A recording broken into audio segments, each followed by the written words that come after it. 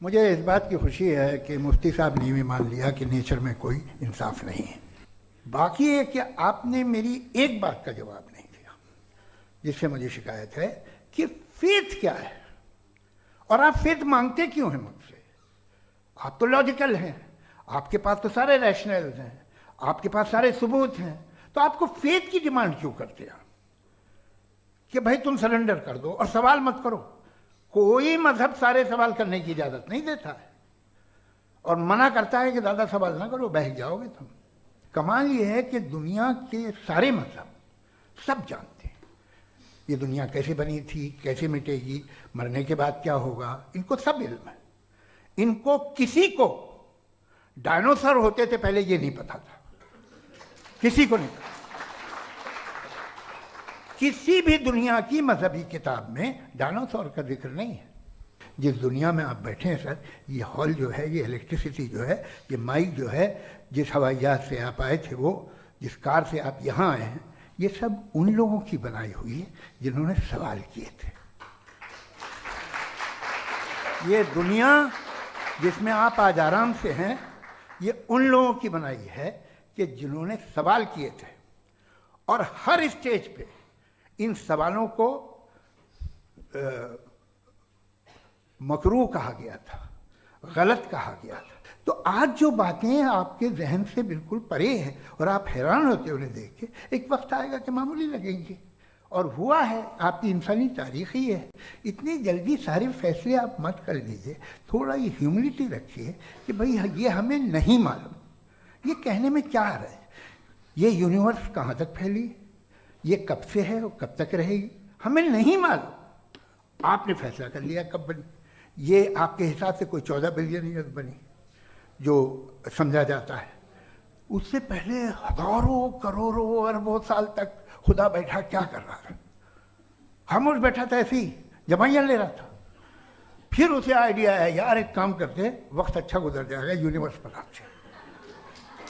सोचिए, तो हम अपनी जहालत से लड़े, उसकी परस्तिश न करें। Thank you so much. तर्कों की श्रृंखला में राउंड 2 के लिए मुफ्ती साहब को आमंत्रित कर रहा हूँ। शुक्रिया। जनाब जावेद अख्तर साहब कई मरतबा दोहरा रहे हैं कि फेथ का मतलब बताइए, फेथ का मतलब बताइए। मैंने बता दिया, फेथ सही भी होता है, गलत भी होता है। और आज हम फेथ पे बात नहीं कर रहे, हम ट्रुथ और डज गॉड एग्जिस्ट पे बात कर रहे हैं। क्या डज गॉड एग्जिस्ट, ये ट्रुथ यानी गॉड है या नहीं है, इसमें से दोनों ट्रुथ क्या है। अब आप उसे फेथ कह लें, बिलीफ कह लें, नॉट माई बिजनेस। उसके बाद आपने कहा कि भाई सवाल करने से मजहब रोकता है। मैं कहता हूं जो रोकता है वो रोकता होगा, मैं नहीं रोकता।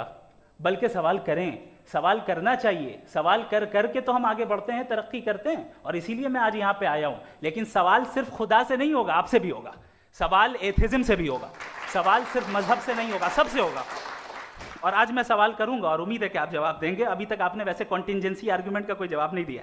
चलें, आपने कहा यूनिवर्स के बारे में इटर्नल क्यों नहीं बोल देते। ये चूंकि लॉजिकली पॉसिबल ही नहीं है कि यूनिवर्स इटर्नल हो। यूनिवर्स एक कॉन्टिंजेंट चीज है जो टाइम एंड स्पेस के पाबंद है, टाइम एंड स्पेस से बाउंड है। जो टाइम एंड स्पेस से बाउंड होगा वो कॉन्टिंजेंट होगा, जो कॉन्टिंजेंट होगा वो उसकी बिगिनिंग हुई होगी, जिसकी बिगिनिंग हुई होगी वो इटर्नल नहीं हो सकता। ये तो कॉमन सी बात है। आपने कहा कि किसी मजहबी किताब में डायनासोर का जिक्र नहीं है। अफसोस कि आज तक किसी मैथमेटिक्स की किताब में मुझे डायनासोर का जिक्र नहीं मिला। तो इसका मतलब मैथमेटिक्स की किताब बेकार है? नहीं, उसका वो टॉपिक नहीं है। रेवलेशन का और मजहबी किताबों का टॉपिक ये नहीं है कि आपको आके बताए साइकिल कैसे बनाते हैं, या आकर ये बताएं कि जो है डायनासोर कब था। वो तो मोरालिटी सिखाने आया है, गॉड के बारे में बताने आया, नॉन फिजिकल रियलिटी की हकीकत को सिखाने के लिए आया। रिलीजियन साइंस को रोकता है? नहीं रोकता। अगर रोकता है तो गलत करता है। रिलीजियन साइंटिज्म को रोकता है, जिसमें हमारे जावेद साहब मुब्तला हैं। साइंस और साइंटिज्म में फर्क है।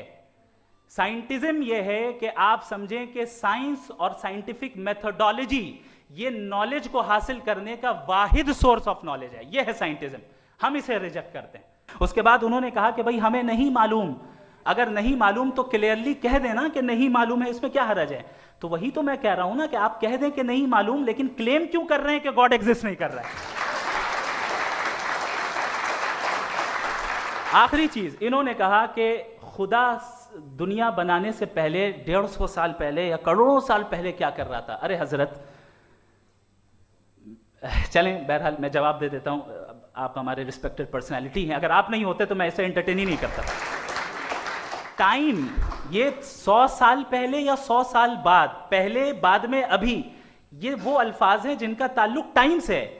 टाइम शुरू ही हुआ है यूनिवर्स की बिगिनिंग के बाद, तो उसके पहले खुदा क्या कर रहा था? सवाल इलॉजिकल है, ये फेलसी है। यानी आप ये कह रहे हैं कि यूनिवर्स के बनने से पहले खुदा क्या कर रहा था? टाइम के बनने से पहले, पहले का ताल्लुक टाइम से, टाइम उस वक्त था ही नहीं, तो ये सवाल ही इनवैलिड है खुदा के ताल्लुक से।